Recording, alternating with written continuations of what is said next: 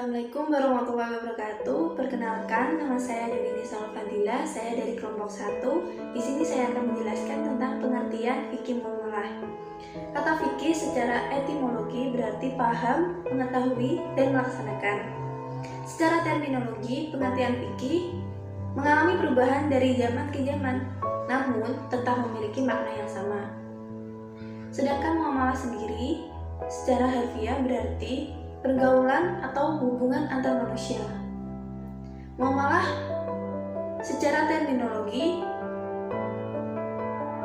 dapat dibagi menjadi dua macam, yaitu pengertian secara luas dan pengertian secara sempit. Dalam arti luas, muamalah yaitu menghasilkan duniawi supaya menjadi sebab suksesnya urusan ukhrawi. Adapun pengertian muamalah dalam arti sempit yaitu semua akad yang membolehkan manusia saling menukar manfaatnya dengan cara-cara dan aturan-aturan yang telah ditentukan Allah dan manusia wajib mentaatinya. Adapun pengertian fikih muamalah yaitu hukum-hukum yang berkaitan dengan tindakan manusia dalam persoalan keduniaan, misalnya dalam urusan jual beli, hutang piutang, kerjasama dalam dagang, kerjasama dalam penggarapan tanah, dan sewa menyewa. Assalamualaikum warahmatullahi wabarakatuh. Saya Feni Rumanasari dari kelompok 1 ingin menjelaskan ruang lingkup kajian fikih muamalah dan urgensi mempelajari fikih muamalah. Ruang lingkup fikih muamalah dipandang dari hukumnya dapat dibagi menjadi dua bidang. Yang pertama, muamalah dengan ketentuan hukum langsung dari Al-Quran dan hadis. Bentuknya dalam hal perkawinan dan akibatnya seperti talak, iddah, rujuk, dan warisan. Demikian juga dalam hal pengharaman khamr, babi, anjing, dan riba. Juga dalam hal kriminal seperti perzinahan dan pencurian. Yang kedua, muamalah yang ketentuan hukumnya tidak langsung dari Al-Quran dan Al-Hadis, tetapi berdasarkan hukum yang diperoleh dari ijtihad para ulama yang mengacu pada kaidah-kaidah dan prinsip-prinsip umum yang sesuai dengan ketentuan syarah. Yang kedua, saya menjelaskan tentang urgensi mempelajari fikih muamalah. Islam menyuruh umat Islam untuk totalitas mengamalkan aturan Allah dengan mempelajari fikih muamalah. Yang kedua, pengetahuan tentang fikih muamalah. Sayyidina Umar bin Khattab berkata, tidak boleh menjual beli pasar kita kecuali orang yang benar-benar telah mengerti fikih muamalah dalam agama. Yakni kita tidak boleh berjual beli sedangkan kita sendiri belum mengerti apa itu yang dinamakan dengan fikih muamalah. Yang ketiga adalah ijma ulama. Hukum mempelajari fikih muamalah adalah suatu keharusan karena setiap aktivitas manusia tidak lepas dari aspek ini, yaitu fikih muamalah. Dari penjelasan urgensi mempelajari fikih muamalah, intinya fikih muamalah itu wajib karena setiap aktivitas manusia itu sendiri tidak lepas dari pengertian fikih muamalah.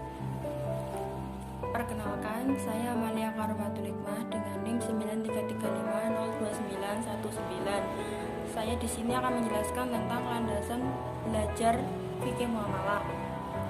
Ada 4 landasan dalam mempelajari fikih muamalah, yaitu yang pertama pada Quran Surat An-Nisa ayat 29, yang artinya, hai orang-orang yang beriman, janganlah kamu saling memakan harta sesamamu dengan jalan yang batil, kecuali dengan jalan perniagaan yang berlaku dengan suka sama suka di antara kamu. Lalu yang berikutnya yang kedua pada hadis yang bunyinya dari Ubaidah bin Samit bahwasannya Rasulullah SAW menetapkan tidak boleh berbuat kemudaratan dan tidak boleh pula membalas kemudaratannya. hadis riwayat Ahmad dan Ibnu Majah. Yang ketiga pada Quran Surat Al-Baqarah ayat 273 yang artinya, maka jika kamu tidak mengerjakan atau meninggalkan sisa riba, maka ketahuilah bahwa Allah dan Rasul-Nya akan memerangimu. Dan jika kamu berbuat atau dari mengambil riba, maka bagimu harta pokokmu, kamu tidak menganiaya dan tidak pula dianiaya. Lalu yang terakhir ada dalil dari Ilamul Muwaqqi'in yang berbunyi pada dasarnya segala sesuatu atau pada persoalan muamalah itu hukumnya mubah kecuali jika ada dalil yang melarangnya. Lalu yang terakhir perbedaan fikih muamalah dan fikih ibadah.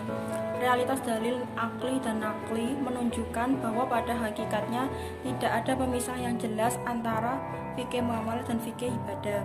Dalam artian, fikih ibadah berdampak pada kehidupan urusan akhirat dan fikih muamalah berdampak pada kehidupan dunia. Karena sesungguhnya setiap perbuatan manusia akan memiliki implikasi baik di dunia maupun di akhirat. Seperti contoh toharoh maupun sholat sarana untuk mencapai kesempurnaan memerlukan teknologi atau alat. Ini menunjukkan bahwa sisi fikih muamalah dan kehadirannya diperlukan dalam kesempurnaan fikih ibadah.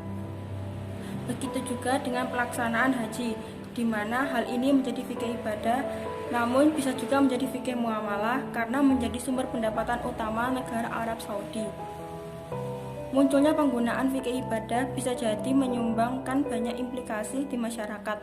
Antara lain adalah keengganan untuk melakukan aktivitas yang tidak dikategorikan sebagai fikih ibadah. Padahal sesungguhnya fikih ibadah pasti melalui fikih muamalah dan fikih muamalah bersinggungan dengan fikih ibadah. Sekian presentasi dari kelompok pertama.